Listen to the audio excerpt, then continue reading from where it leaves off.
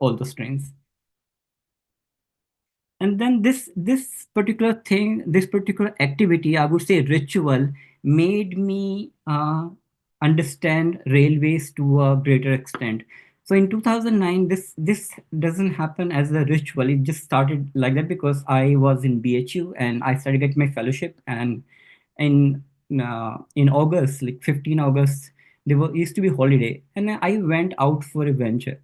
And then since then, I included my parents, and I have been doing this annual monsoon trip, particularly in the second week of August, since 2009, and this hasn't stopped until now. So hopefully this year also I'll be going for a trip. And then this particular activity, which I mentioned here, there's a reason for writing accommodation as ORH, because when we get down a station, we go to our selected destined place, for example, to hotel or to some relatives, or if we have a house, we never stay around the station. So I took this task of staying, instead of staying in the hotels where I didn't know anyone, I started staying in the ORH to know the activity at the railway station. I used to go in the morning, spend some time, see the activity, how the station comes alive, how the staff comes there, do their work, how engines start, how they come from the shed, they come on the track, which trains comes first. So knowing a station, how station works in the early morning till late night, strolling at the platform for no reason, like strolling at Bangalore Canty Station or Kanyakumari or Vizag for no purpose. I didn't have to catch any train. I was just there to observe how many trains cross from there, how many staff change the shift. And this was a big learning for me in lately last 4 or 5 years when I started staying in officer rest house across India. And I would say this has contributed to my understanding for railways. Then railway institution, this is a very recent activity when I realized that I hadn't been to any of the railway institution, how railway manufacture engines or how railway manufacture trains. So I started going to different institutions, started from ICF Chennai, then Rail Coach Factory, Raebareli, and Nair, and in Vadodara, and likewise all different institutions which were possible in different parts of India to see the manufacturing, how or the administration, how railway works. And because this was my curiosity, not only the travel, how at the administrator level railway works. And then all this activity happened in India till 2017, and 2018 I came to America for the first time, and then I traveled there. So this is the overall journey of train travel soon after my birth, and which has been going till now. So this is a very unique connection for me to arrive in the USA and the railway. So I never want to come to the USA. I never applied for any job there. I never applied for any fellowship. I After my PhD, I completed my PhD in India, and I was going to join on a fellowship at IIT Bombay. I went to IIT Bombay, secured look at the place, housing, and everything. And I was returning from there, and on the way, when the train stopped at Kota Junction in July 2017, I received a call from a person I knew in who was working at Johns Hopkins University, and he said one professor, one big name in our field, in scientific field, he wanted to have a talk with me. I was like, okay, maybe. I didn't know him, and though he was very famous in the US, when I came to US, I understood that he is a very popular person. And his manager reached out to me that we are willing to recruit you at Johns Hopkins. Would you like to have interaction? And when destiny is written somewhere, this is what happens. I was never going to think about US. I have joined institution. I have joined the fellowship in India, and there was some time from July to October. I had 3 months of time to start my job in IIT Bombay. But then I talked to these people, and visa got done in like one day, no question asked, nothing. Everything was hassle free. I didn't have to do anything for getting a job at Hopkins. But I took long time from July to February because I was not sure that I'm going to the US. I never wanted to settle or live there in the USA, and that's why I was reluctant to join a very good prestigious university there. But it took a while for me to understood this thing, and then I accepted the offer and I came to the US in 2018 for the first time. So from there, the new railway started, new administration, new coaches, new vibe of the station, the surroundings, everything changed, which I'm going to talk about. So thankfully, I arrived in Baltimore, which is the birthplace of American Railroad. So I was very excited that I'm going to see the history. Being a history person who is always fascinated by the history, I was more excited about the trains than my research, which I was going to do for the next years.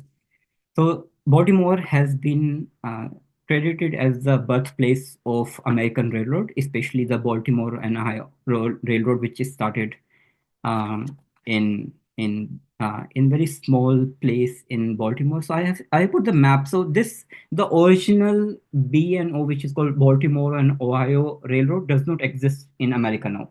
Though some of the tracks are used by the companies, different companies, freight companies, and the passenger companies, but the original first track, which was laid by the B&O company, does not exist, which was between Baltimore and Ellicott City, which is a small town in near Baltimore. But what we have now, we have some remnants of the original line on which this mark, which is the local authority run by the Maryland Department of Transportation, they run their buses, trams, and small passenger trains, and also the long haul trains here. So this is a map on which the mark operates.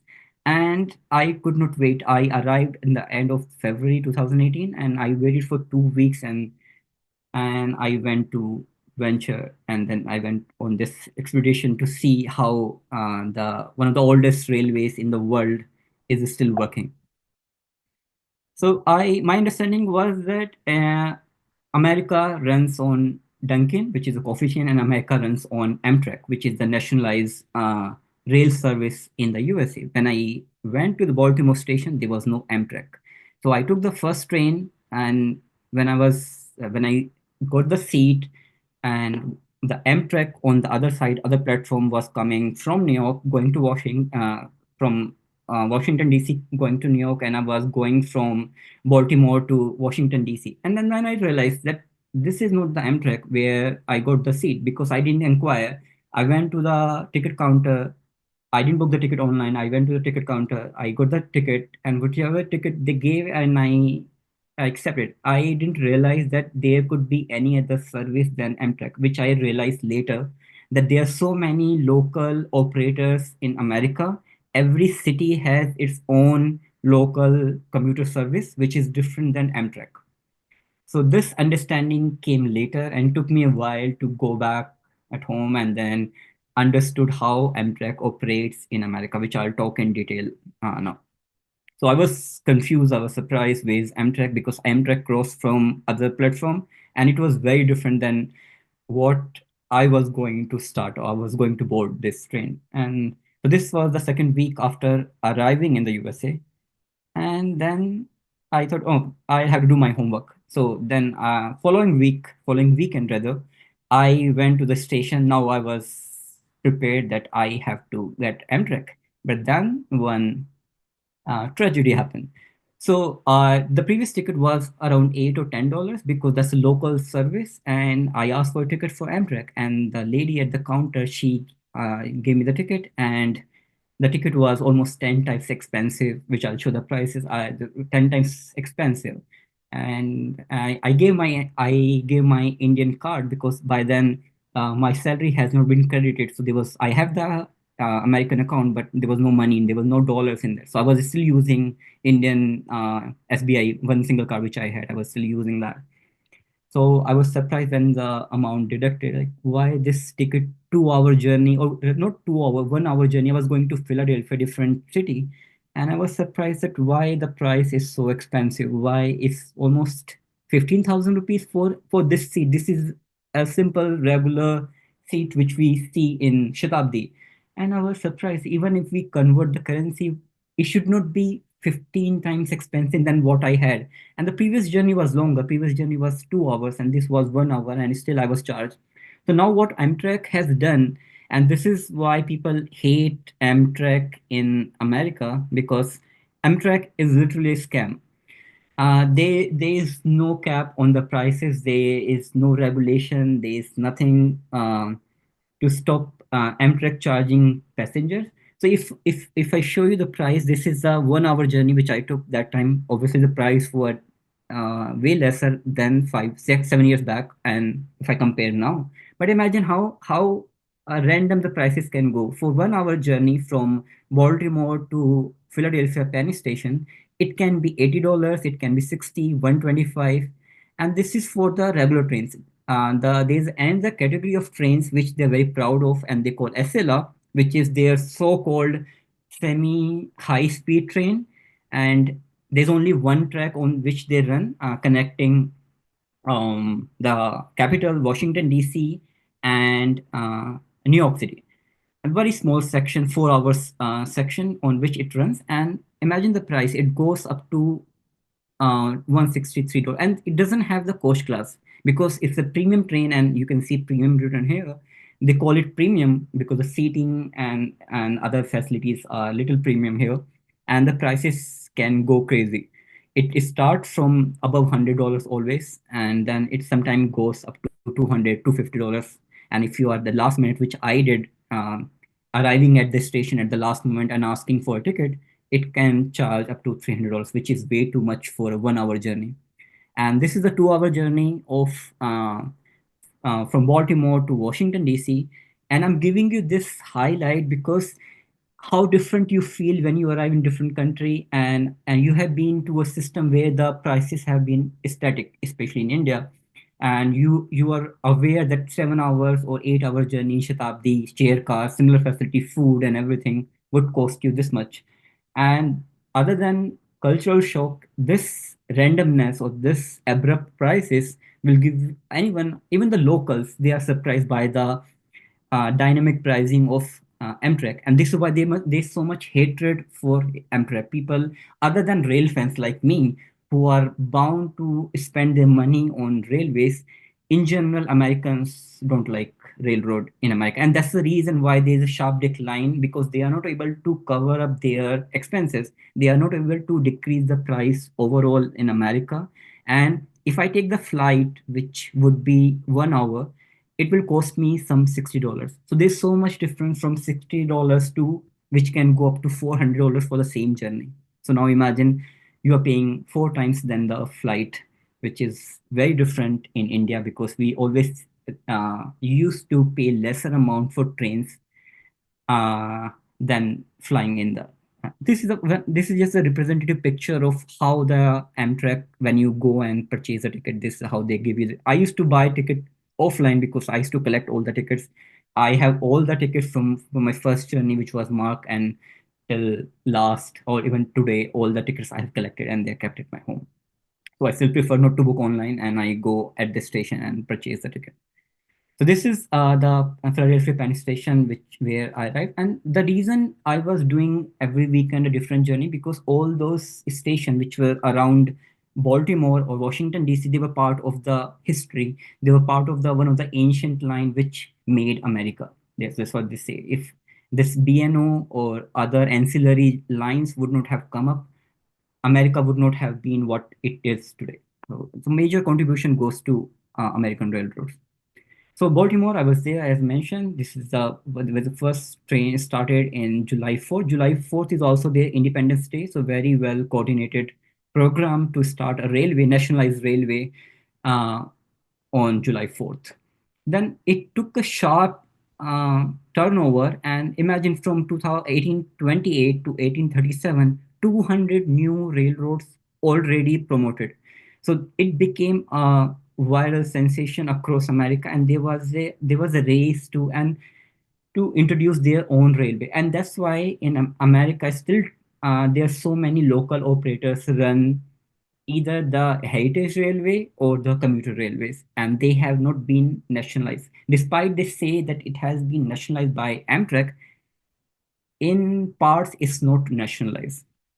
And by 1920, this has reached to a humongous miles building America across the nation. So I would not talk in much detail about the transcontinental railway, which I'll talk later, because this I realize that this has been talked this has been a separate talk in the society meet, and there has been a discussion about the transcontinental railway. But yes, so I will talk about the BNO because I was in Baltimore. I was exploring. I want to go to the exact location where BNO was still running. So one of the weekends, I went for a hike in a small town called Harper's Ferry, a few hours away from Washington D.C. And then there was an information center, there was a visitor center, and then while I reached the summit, this photo I have taken from the summit where I went for the hike, and I noticed these two railroads. And I was fortunate that a train passed from here, which was Amtrak, and I could recognize Amtrak, that Amtrak has used this bridge. But Amtrak, no train passed from there. So when I came down here at the base of this railway track, I learned that this is one of the bridge which was used by BNO that time, Baltimore and Ohio Railroad, the first railroad. And I assume that this is the one of the oldest railroad because BNO reached Harper's Ferry in 1837. But there was a twist here. I was wrong because this railroad, despite being one of the oldest, was not the oldest which was operating. So I got this information, I read books, and then I went to information center, different museum, and I learned that just 5 years before then, Harper's Ferry Railway here, 1837, there was another railroad which is still operating and which is not far.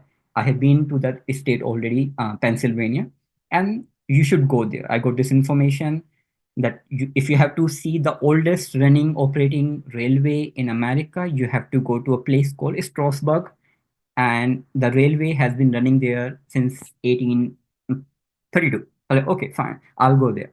But I was still interested. I was whenever I used to get time on weekends, I used to come and travel, either hike or a walk or run around this area to see the old tracks which have been in use or not in use by the BNO. So in addition to this Amtrak and in addition to the freight trains which run on different diverse network on American Railroad, there is one more interesting track which is used by Washington DC Metro. So this metro track, one of the oldest rail track of Metro Washington DC, was actually belonged to BNO, which they have converted to Metro, and now red lines of Metro runs there. So it was very interesting to see how a railway can be adopted by a metro system or some other heritage railway, and they have preserved. So I feel very thankful to those people, those societies, and those people who come together to form a historic society or group where they preserve and do not government or private investor destroy the heritage. And this is what happened. This same thing has happened in this small beautiful town where if you go, they have preserved, try to preserve the BNO, the rich history of BNO. So then after exploring the area and the BNO and the surrounding heritage railways, the next thing was to the next month was to explore the New York, because this New York has placed an important role in the history of American Railroad, one of the largest stations and one of the largest railway system, and some of the marvelous engineering technique, underground tunnels in the system were done in New York City. So the first railroad was started in 1831, around same time when this railway was existed, and this the famous Grand Central Terminal was built in 1913. This railway terminal is itself is a tourist destination. People, if you go there any time of the day, any time of the year, you'll find thousands of people just visiting the railway station. They don't board any train, they don't go anywhere, they just come there, admire the ceiling which has this the artwork, and it's huge. There's so many platforms there that you'll be surprised that you're lost there. It's a shopping complex now. There are different three different railroads which run operate from there. And there's a history, there's a beautiful connection with the time zones which establish at the Grand Central Terminal. So there's a watch or there's a clock there which is placed there, and this was the foundation of determining the time zones, EST time. And because trains were struggling running across America. Being such a huge country, it was not possible to start the same time in East Coast, which is 8 hours away from the West Coast. So this is where the concept of time zones came, uh, and the railway was instrumental to bring the time zones in America. So imagine approximately 22 million visitors come to this station every year, and this, if you go there in the morning, you'll find approximately 1,200 uh, passengers deboarding each trains, and there's a train every 47 seconds. So that much rush, which was similar what you see at CSMT in Mumbai or a similar station in India. This is what happens at Grand Central Terminal early morning or late evening if you go. And I have gone there just for to experience this joy of so many commuters running around and reminding of that, yes, in America also there can be people at the same time, and there can be chaos. What we see, obviously, the chaos is not as what we see in India, but obviously the chaos is there, and especially and some. I am getting okay. There was some notification here. I don't know why it was there. So, so after this, exploring the major rail hubs, Washington D.C.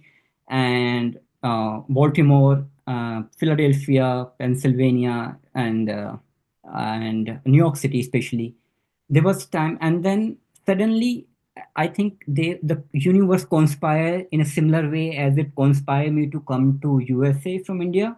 Things started getting a different way for me to go to Australia. I never, again, I had no plans to go to Australia. I had no idea about Australian Railroad. I have never read. The only thing was my friends were there who were settled there. They have done their education and they were working there. And I was always in contact with them after graduating from my college. So they were in always in contact. And suddenly, when I arrived to the US, they started asking me to visit them because I hadn't seen them in last decade.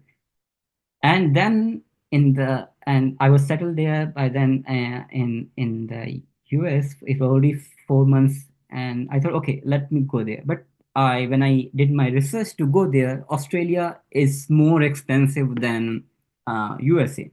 My average cost to travel all these cities which I have shown in the map, which are connected by railways, they were going $8,000.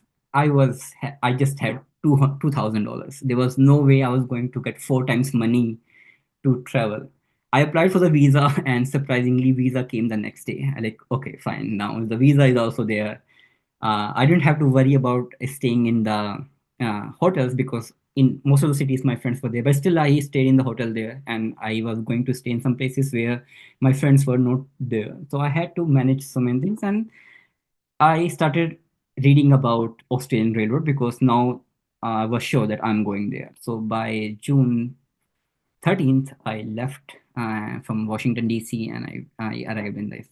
So when I was reading about Australian Railroad, they had a similar problem which we had because obviously British ruled there.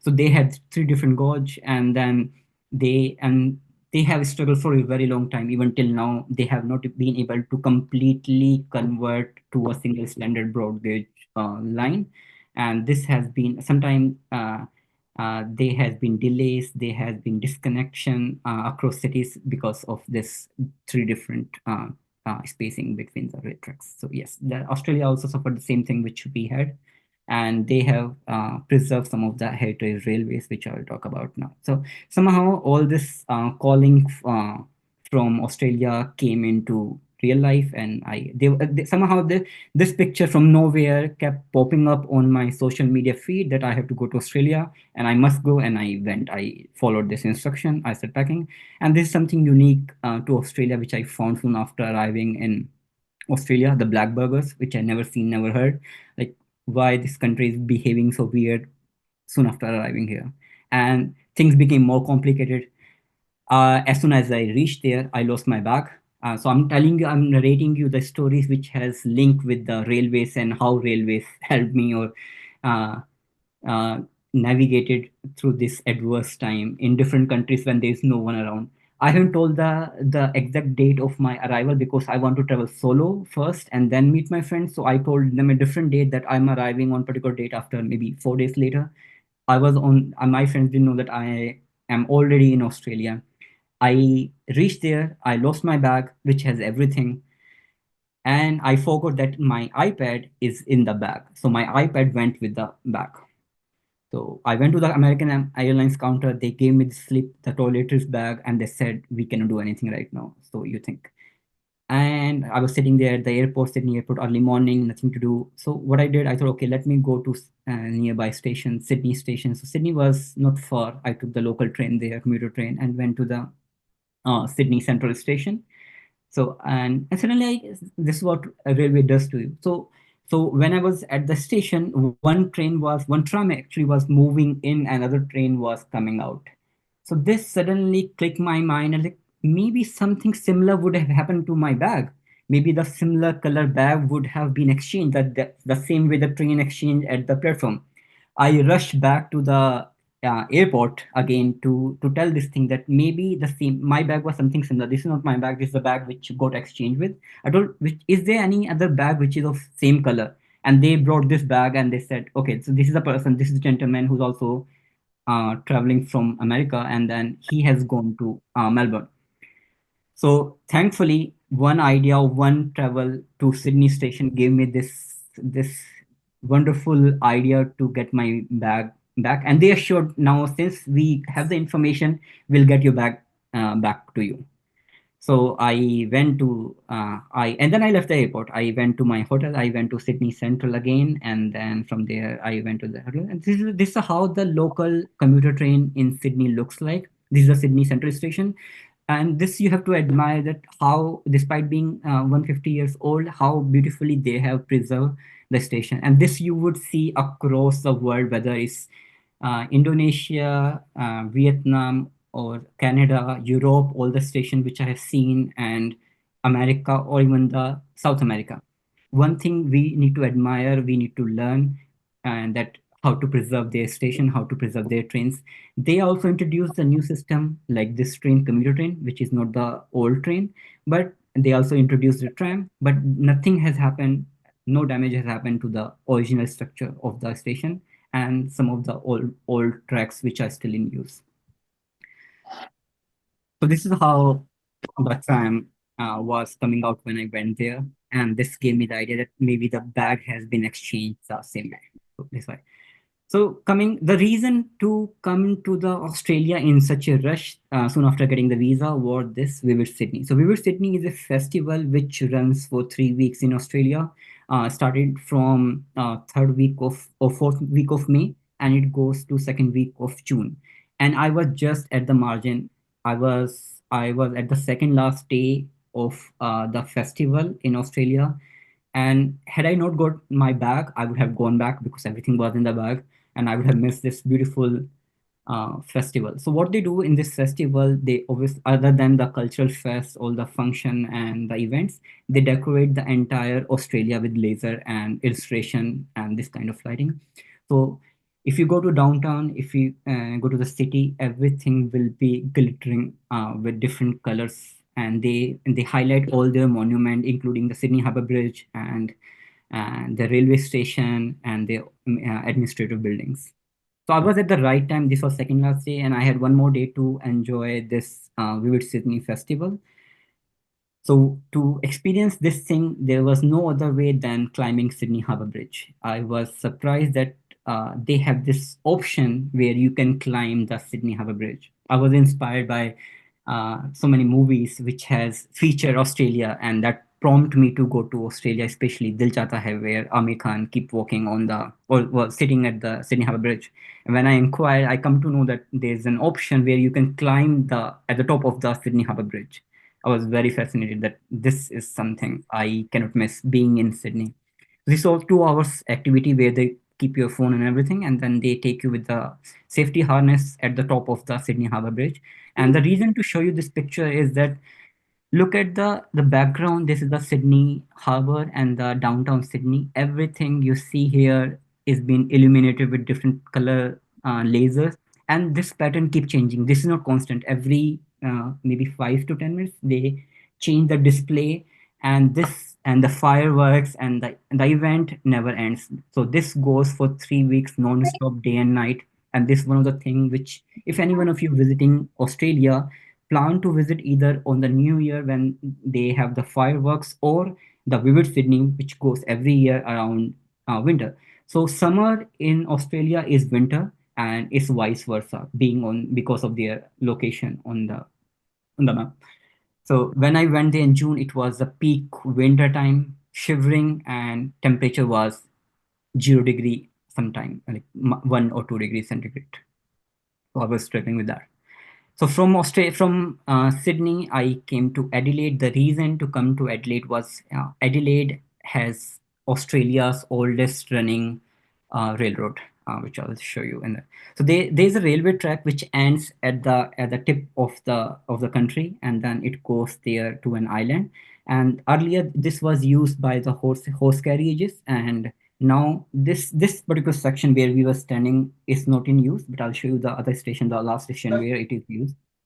So she's my classmate, my college friend, and her siblings. They have been settled in Adelaide, and they have kept this after visiting the day, like after exploring the day to wineries and other activities. They have kept this keep secret for me. They knew I'm a real fan, and they knew that I would love this place, visiting this place, and they have kept this place for me as a surprise for the evening. I kept asking the entire day where we have to go, tell me the place, and they said, no, you would love it, believe us.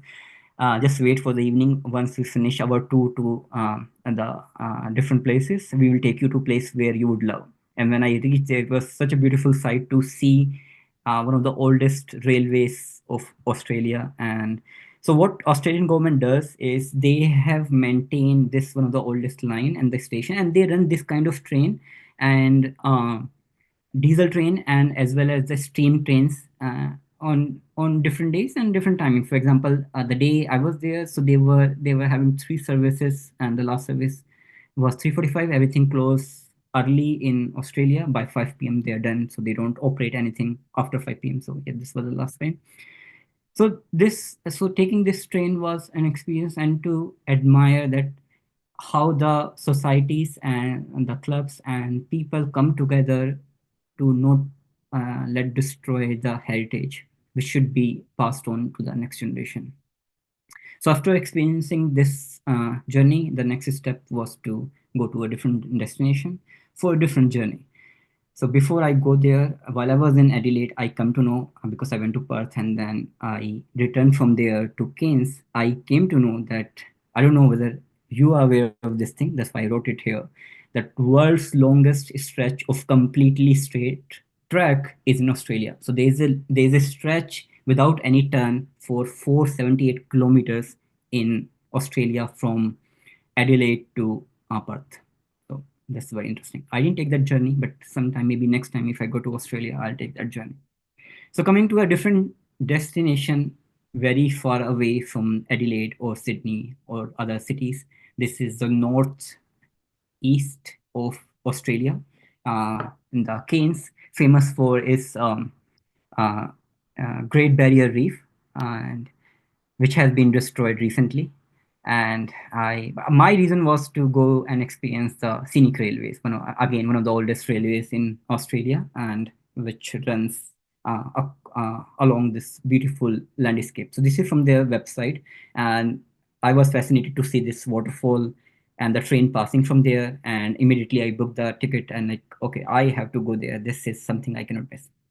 So one interesting connection to India, when I arrived at the Cairns railway station, there was a protest going on, and guess the celebrity for whom there was a protest in Australia. I could not believe that in Australia, far away, thousands kilometers away from India, people would be protesting for one Indian businessman, and it was protest for Adani. There were huge banners, so many people, hundreds of people gathered there.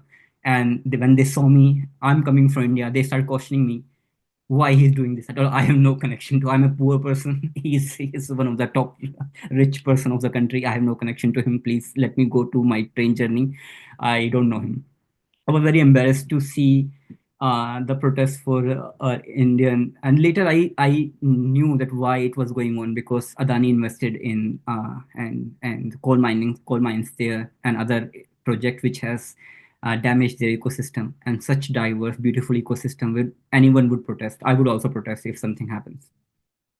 So anyways, coming to the scenic railway, so this railway has only two service in the day, and by the time I have reached there, and because of this protest and other things, I have missed the both the departures from Cairns station. So Cairns is here, and this railway starting point was here. So obviously, while the onboarding I have missed, the only option was for me to go by any other mode, bus or cab, go to the place and then take this service, which was 2 p.m. and 3:30 p.m. There was no way I could reach there by 2, so I the only and last option was left 3:30 p.m.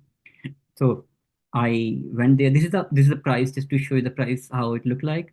The one way is $55, $60 something, and there's a different class, gold class, which $112. So I reached there somehow. I took the bus and I reached there, and the scene when I arrived at the station, it was one of the most beautiful green railway station I have ever seen across continents, Europe, US, India, and Singapore, anywhere. I haven't seen this beautiful railway station ever in my life. There were so many plants, your unique plantation there, everything neat and clean, which is there almost everywhere abroad once we leave our country. So I went to the information center, got this information, and then I roam around, had lunch and everything, and then I went back to the railway station to board this train. So this train goes through this scenic journey, so many waterfalls, and the train stops at certain railway station where they allow you to come out of the train, take the pictures, stand there, roam around, and unless all the passengers board again, then the train starts. So the train started, and this is the railway station. As I said, look at the railway station. How beautiful, or how beautifully they can maintain a railway station. This is the entrance of the railway station. I was stuck there looking, admiring the station. This is the old building which they have preserved, and this is the platform where I board the train. And this is the landscape as the train leaves the station and goes to the next station, where they allow the tourists to stay out, and they allow you to take a walk around the scenery. This is the gorge where the waterfall was running. So this was a winter when the water flow was low, but had it been summer or monsoon season, the water would have been humongous here. So, but the views were beautiful and the journey was spectacular. So this is how the train runs. And there's a commentary about the history of this train. I'll stop and then.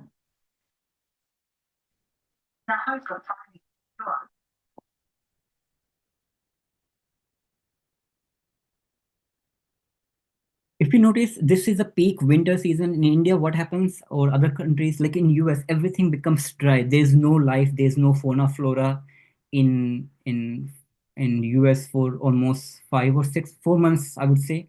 And then the replantation happen, and the plants come alive in March.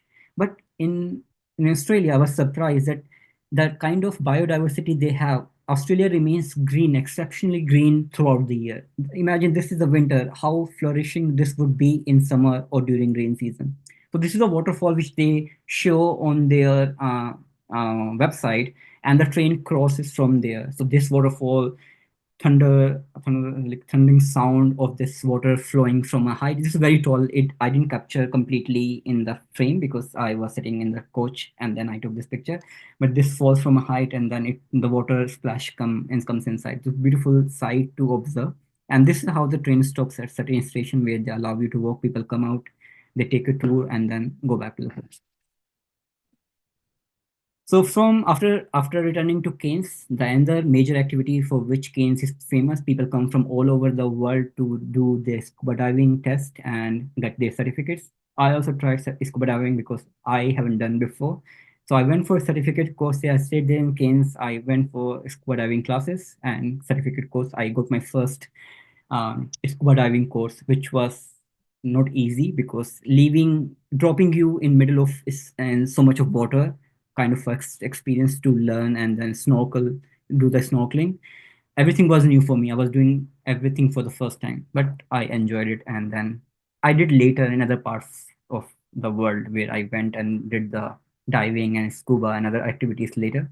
But this definitely it was the first experience. So holding this heavy cylinder on your back, taking a first jump inside the water, and then being in the water for 30 minutes, inhaling the cylinder oxygen and trying to be calm, relax, not to do any panic, and then come out, emerge out again from the water, and then the rescue boat comes and take you to the main boat.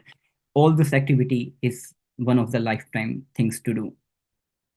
So the next stop was Melbourne, again for a reason because all connected by trains. So I arrived here, and every time when I was staying next to the railway station, similar to what I have been doing now, staying adjacent to the railway station in the ORH. So same thing I was doing, staying in the hotels next to the railway station, so I can visit multiple times in day, night. I can capture picture in all different time point of the day. This is how the skyline, this is the Melbourne downtown, how it looks like. Melbourne is very, very friendly, and I would say one of the best cities to live in. It always rank very high on the living index for the university, for education, for jobs. And my friends who have been settled there for 15 or 20 years, they never complain about Melbourne. If given a chance, I would also like to go and live there, work there in Melbourne. So of all the cities I visited in Australia, all 7 cities, Melbourne was the favorite and it will remain favorite. So they have different station. What Melbourne transportation has done, they have divided the long haul trains, overnight trains from this station, Southern Cross station, and the local trains from two different stations. So this Melbourne Central, which is for commuter trains, and this was a canopy-like structure, very tall structure at the station. I was surprised like why they have made like this. So this kind of a lighting structure there, standing there, very beautiful architecture for the station. And most of the station, you would observe that once you travel outside, they have been covered. And this makes the station cleaner and also prevent from damage, daily wear and tear damages. So I think we have started to adopt covered railway station in India, and I hope the upgradation, which is the plan for especially for Secunderabad, which I read recently, that they are going to cover the station. I will be very happy personally to see the changes in the railway station and the railway. So this is how the station looks like. I went there before boarding my train just to know how the station and where I have to run because I'm the person always late. I've been chasing trains, missing my trains. I have missed trains almost every country. So I have missed trains in USA, India, Australia also. And I didn't want to miss train from there because my friends were waiting in Sydney. So I want to make sure that next day when I come here, I knew where I have to run. And the same thing happened. Despite knowing that I would be late, I was late for the train and I had to run. So this coming a day before inspecting the station helped me to catch my train. This is the station which is next to this station. They are all in the lane, and this and the commuter train. So this is also imagine one of the oldest railway station in Melbourne, and look at the structure, how beautifully they have preserved the station. When it comes to restoration, people in other countries, they don't demolish the part or a section, or they don't make it blunt like what archaeological survey of India is doing in India right now. So if on the name of restoration, what the original architecture has been removed from several structure and they put it plain concrete or cemented structure and paint with the light yellow color. So that's not a restoration. So restoration, when you retain the original structure, bring it back to the glory, whether you make it modernized by implementing amenities, that's secondary thing. But ruining the structure, the original heritage, I think should be avoided. This is what my personal opinion. So the next thing after, because I was in Melbourne for a few days, and one of the famous thing to do is 12 Apostles, and there's a steam railroad runs in the city. So this is one of the highlight which people go and Melbourne receive thousands of people from across the world for the there's a Great Ocean Road which runs across which I've shown in the first map, which runs across the Australia. And on when you are on tour with this great ocean road, you find the structures standing on the in the sea.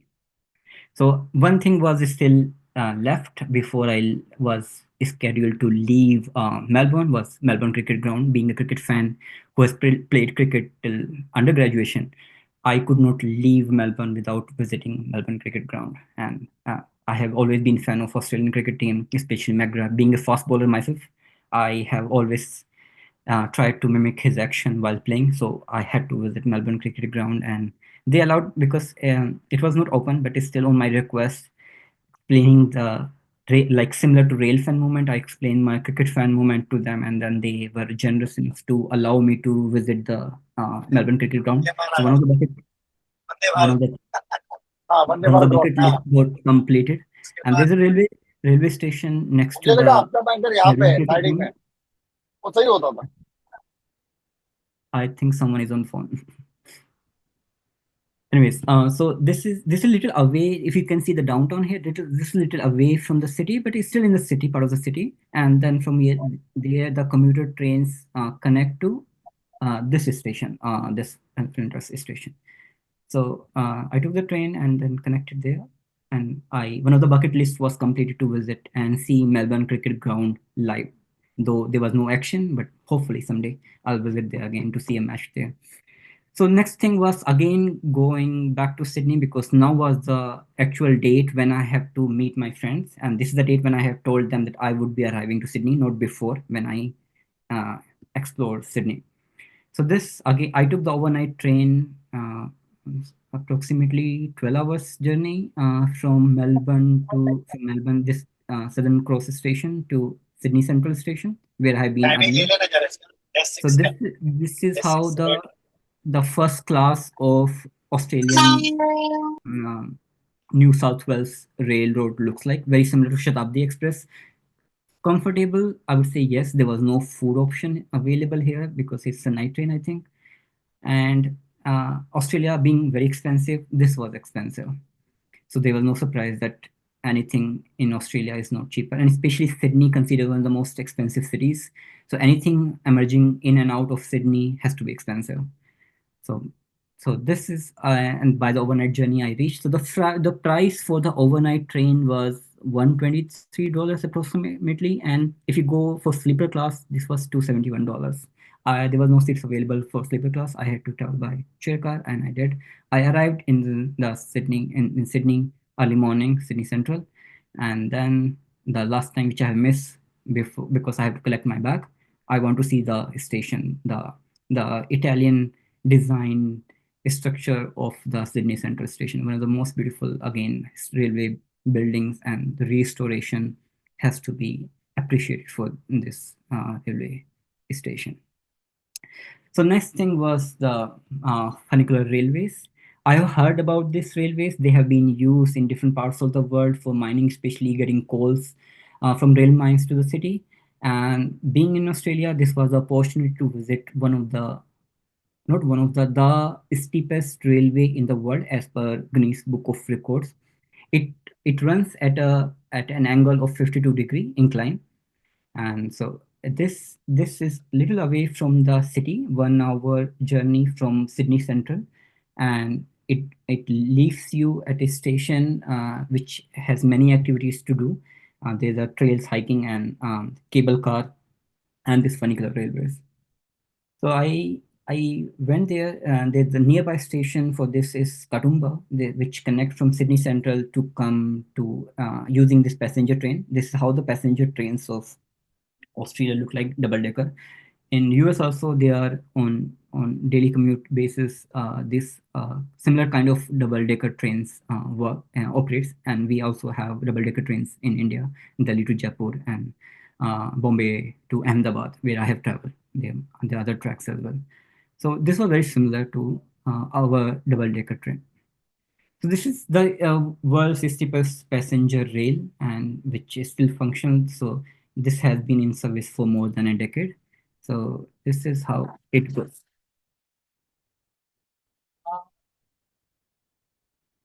It's literally vertical.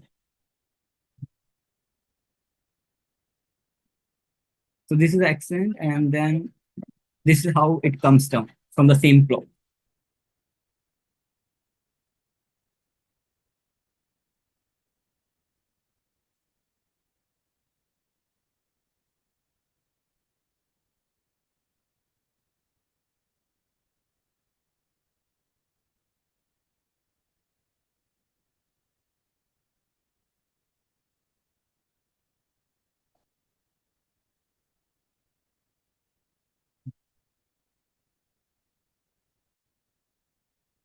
So this area is called Blue Mountains because by evening the entire region, the gorge turns into blue. So there's a haze. The plantation is not blue. The mountains are not blue, but because of the fauna and flora, and then the shadow which forms in, because the valley is very deep, it appears blue. So that's why they have named these mountains as Blue Mountains. So there's also a ropeway, the cable car which operates between from here and this point where I took this picture. And there are waterfalls on the way to see. This is a scenic this is called, they call this scenic railway, and this is the railway station where you get in to enjoy all this cable car and this inclined railway. So back to Sydney. From there, using the same passenger train from Katoomba, I returned to Sydney, and it was time to say goodbye to Australia after spending 3 weeks traveling across all their major cities and their railroad, different kinds of railroad, steam, diesel, heritage, overnight train, passenger train, commuter train, metro, and bus. Uh, and every possible route I was done with Australia for a few years, and then I returned to the American Railroad. And this is what I we have been discussing in the group some time back, that why souvenirs matters, why we should focus some time or on generating, or some startup, someone has to think about making souvenirs, because someone someday would purchase these souvenirs. And this is a memory which I have from every single place which I went to, seeing the kangaroos, koala, my favorite animal. Now I have never seen this animal, never thought this animal would be this cute. And seeing different animals which are only existing in Australia, no other place native to Australian landscape, and seeing the Australian ancient art, visiting the old villages of the tribals, and understanding how railroad was part, how railroad in America and railroad in America was the reason for their disappearance. So it's very sad link, but this is a bitter truth, how the other population, the current population, eliminated the uh, indigenous people of indigenous tribes of Australia. And this is one of the art which Australian government tried to showcase in some of their international event, but the reality is something else. So I was back to US, and then by the next year, after spending 1 year in Baltimore and Washington D.C., I have seen everything around uh, the area and every possible railroad existing, running, operating there. So I decided to go to a new place. I changed my work. I went to Cornell to work in Cornell, and the reason for moving my base to a new city was this city. There's so much to do in New York City for rail fans, and I was not disappointed when I took this decision. So this is why I put this picture. So this is my workplace, this building on the right, and this is the building where I used to work, and I used to live across the river on this side, and I used to get this view of the Manhattan downtown every day. So this is a very beautiful view to wake up, and then the cruise is moving. There's a cable car, tram, sky tramway, which I used to take cross the river. So as the old people used to say that we used to cross the river to go to study or to go to school, I did the same thing. I crossed the river every single day using a modern transportation method to go to my workplace. So I still laugh for that thing at home, that I also did this. My struggle was similar, but little modern than what you would have done. So because I was in New York, now the one missing link which I have missed the last time, the oldest something was still bugging me to go and experience the oldest railroad in America, and that part was left from Baltimore. So I came here, and then I had to see the old transcontinental railway. So the original structure is not there now. It does not exist for passengers. There are two different tracks which runs from Chicago to San Francisco, and the original track, which was laid for transcontinental railroad, is used by freight trains. So something similar which you can experience now, which is very similar, which can bring you close to the old transcontinental railway, is California train by Amtrak.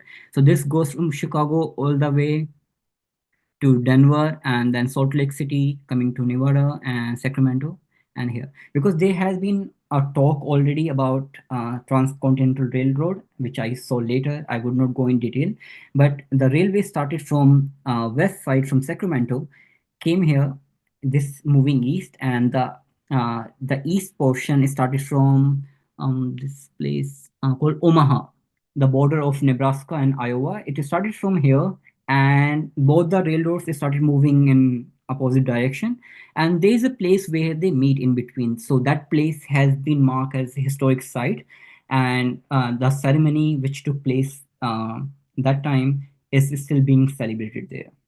So if someone is visiting there, there's a transcontinental railway museum at Omaha, and there is the site where the both the railways met is in Salt Lake City. So if someone has to visit any of the cities to visit to understand the transcontinental railway would be Denver, Salt Lake City, Omaha, and obviously the Chicago and San Francisco, because somewhere you'll start your journey from either direction. So at one point of time, the world's largest rail network, and I would not be, as I said, I would not be in detail for this one because this has been talked. So I chose to go to Denver Union Station for two reasons: because being one of the major site for the transcontinental railway, and also for one of the scenic railroad, which I'll talk about.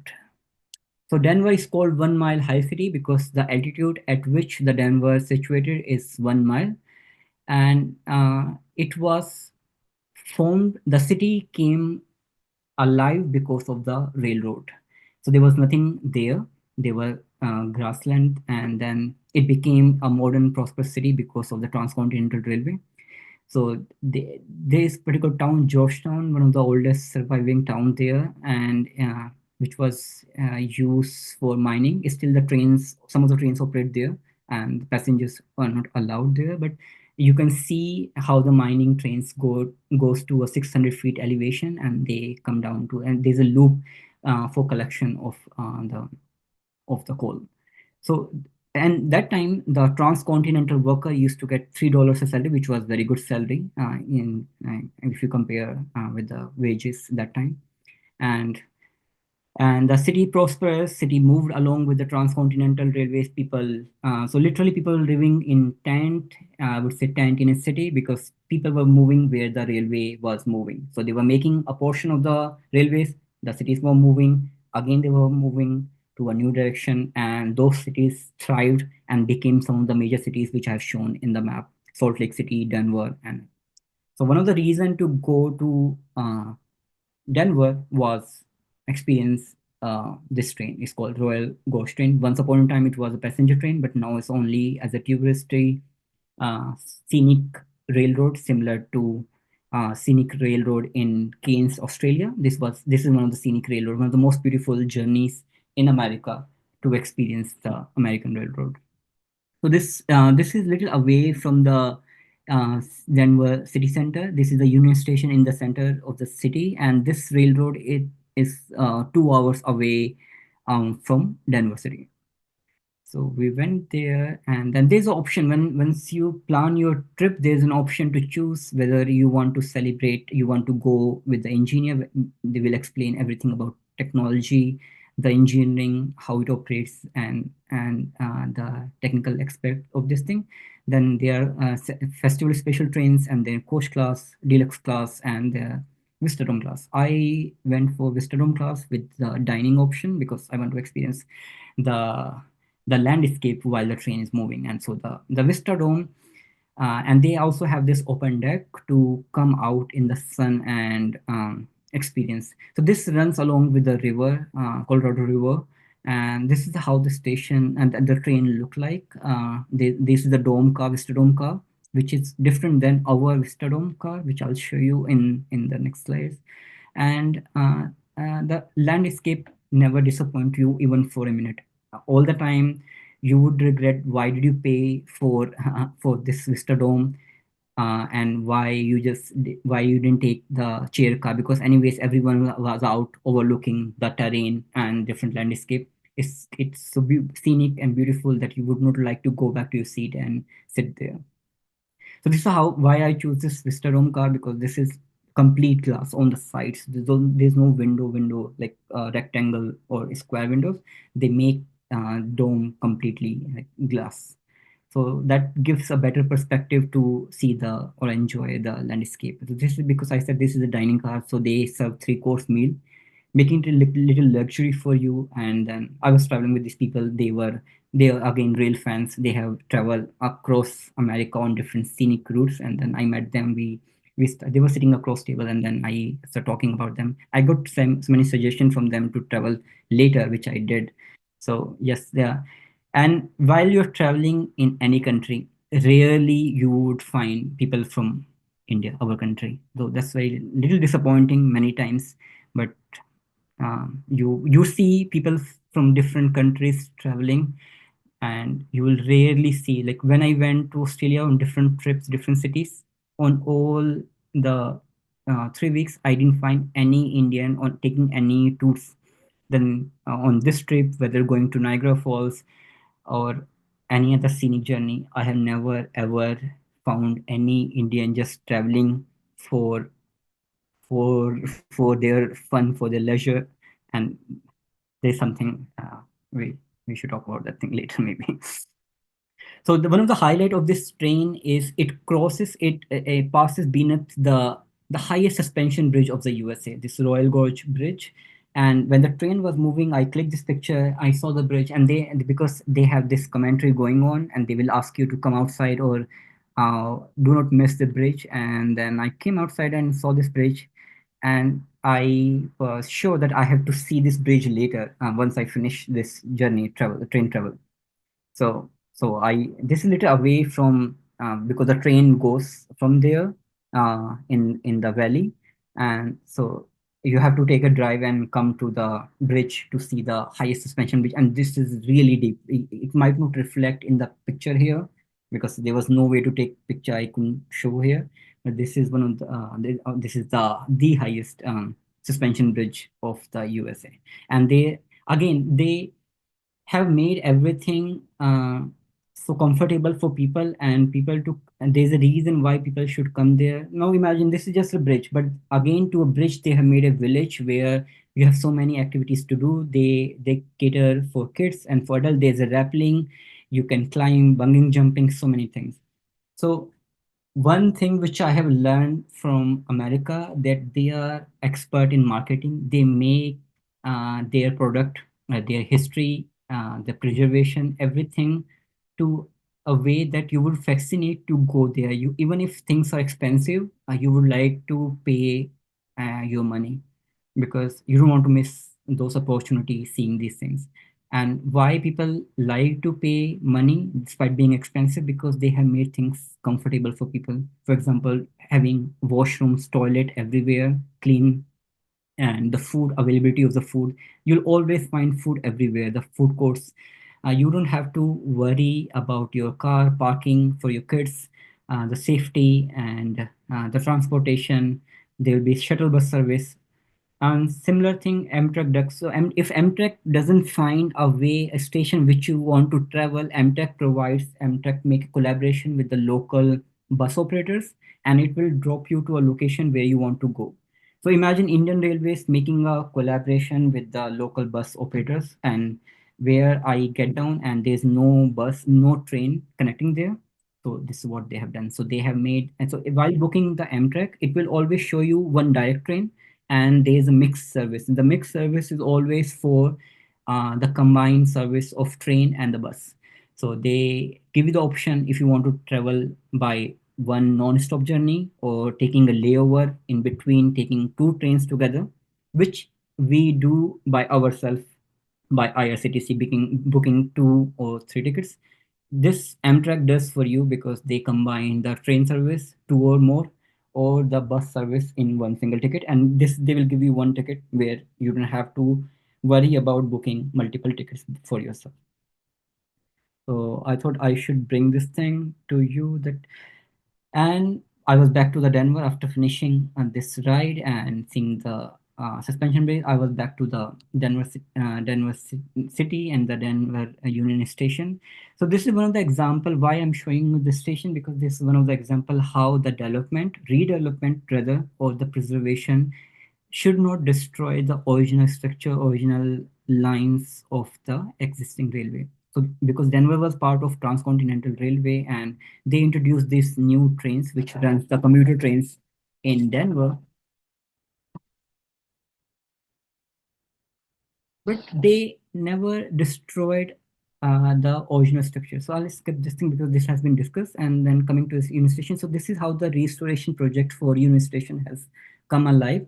There's a hotel there where you go and sit there the entire. There's rooms to stay there, like what we have the retiring rooms and everything from 150 year old has been preserved to its original structure. In I think across all Union Station, whether it's Chicago or any other Union Station or Penny Station. So there was one more thing, and I know there has been a talk about museums in America, which I think Rajat has covered, and I saw this in that video, the talk. So I didn't go into details of the Baltimore and Ohio Museum and other museums which I visited, but this is one of the museum I would like to highlight here because this is part of the Transcontinental Railway, and they have kept all the trains and locomotives of the Transcontinental Railway here. So this is site blissful site to go and experience, uh, immerse yourself in the old era of the Transcontinental Railway, and they run a train inside the museum for rail fans. So this is why I met this family, three generation, grandson, son, father, and then his father. They all were traveling together. And today also someone posted in the group, one kid, small kid, is waiting for the train. So I was very excited, reminding of my childhood, looking at this kid enjoying this train journey, something similar my father has done while taking me on different train trips, making me aware about how we should travel in trains. So I'll be thankful to him. And I think this kid will be thankful to his family for taking him out at this early age and explaining. They explained him everything. They were explaining the trains and the small toys which they bought. So again, coming to after finishing this trip, again coming to the point of getting souvenirs, availability of souvenirs and the books written on railroad, making it available at the railway station, for example, CSMT, and having a kiosk at the major station, which was missing from railway museums in Delhi or railway museum in Mysore, though the books were there for reading and they were locked and not for reading also, but there were no books available for sale. So this book I got from the souvenir shop of the Denver Colorado Railroad Museum, written by Christian Wormer, and he was in India recently, and our one of our rail member has met him in Mumbai. So I was very surprised that he has been visiting India. So this is one of the souvenir. Why I'm highlighting this thing? There is a reason for this. I got this souvenir from the train souvenir, and I still carry this thing with me. All the train journeys, air journeys, I have been traveling with this train sticker, and this has been with me since 2019. And also a reminder that I should not lose my bag, what I did in Australia. So now I have my name and address, phone number written on this tag, and this has been my companion for last 7 years. So I wish I get some other souvenirs from different parts of the railways.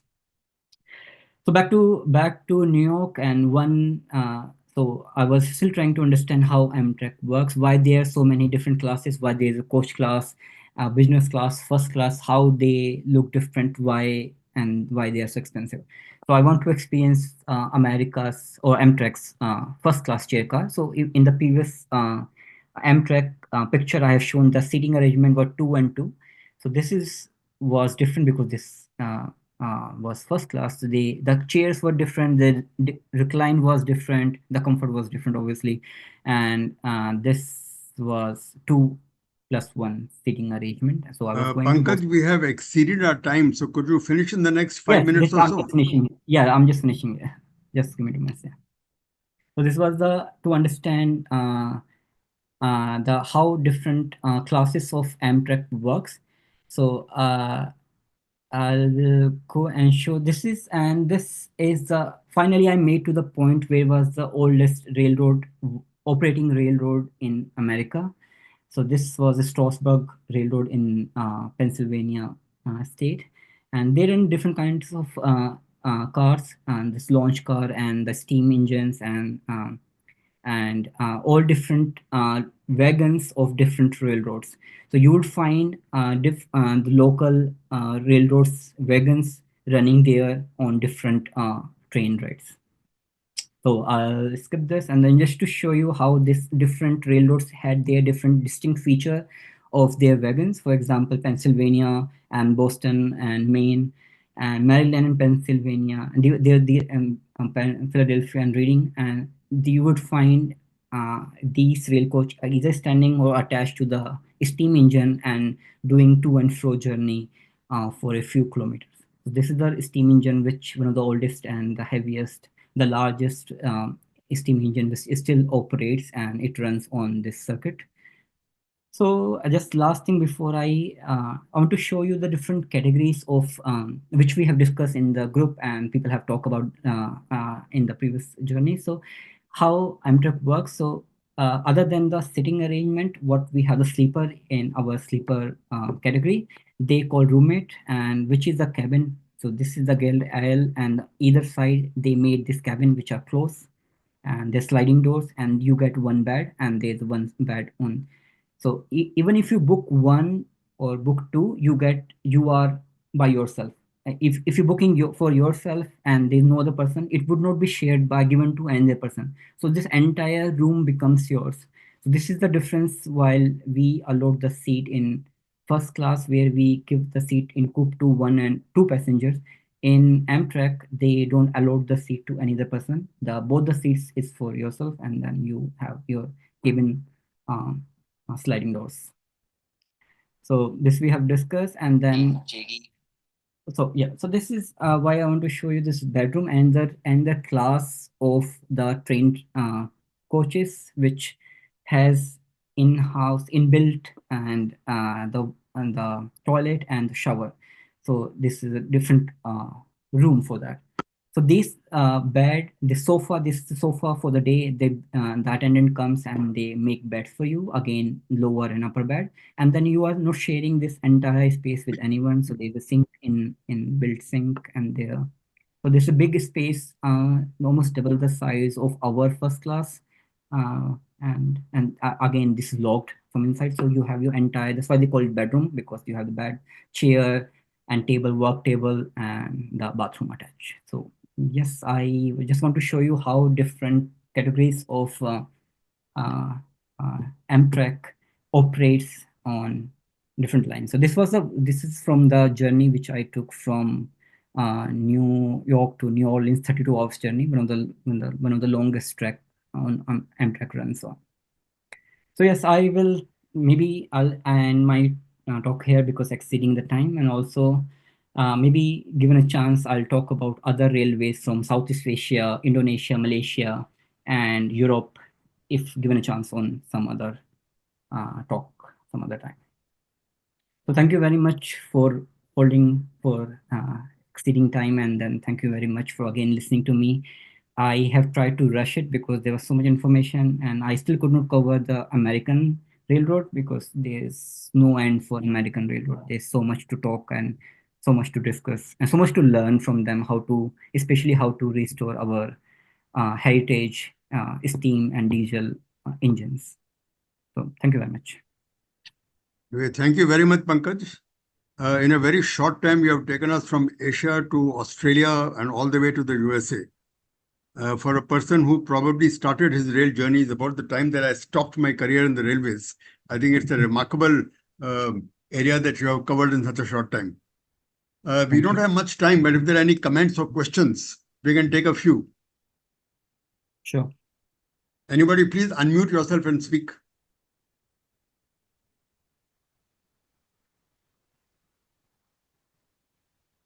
I am Harish Joshi. I think I will tell Pankaj to take another session from the railroads. His session is incomplete. It was a lovely Yes, talk. We I know this enjoyed. is incomplete, yeah, because there is so much history about these places which I just skipped in the last slides. They Yeah, require correct. a I detailed agree. journey, how and why, and it's not only about the train journeys which I took, it's about the place destination where I reach. For example, New Orleans. New Orleans Correct. has You have a lot to share. You have a lot to share. I think you should have one session every 2 or 3 months with Yeah, we'll do Harish. that. I Till think you after finish. about 2 or 3 months, we'll have one more session where we'll cover something very specific. Rather than right, all areas, we'll say, okay, this line or this area only, right. something like that. We can do that after, say, 3 months or so. Yes, I think that would be great. Okay. Thank you very much. Thank you. Okay, then thank you very much, Pankaj. I think it was a extremely good talk, very, very informative for most of us. See, from the names of people who are hearing your talk, most of them will be roughly my age group, which means that when we stopped working on the Indian Railways, you probably started traveling on the railways. Anyway, thank you very much, both Pankaj and the audience. Till next month. Thank you very much. Okay. So your Thanks a phone is lot. working. Jail, sir. My phone is working, but my WhatsApp is not. Okay. Okay. Right, sir.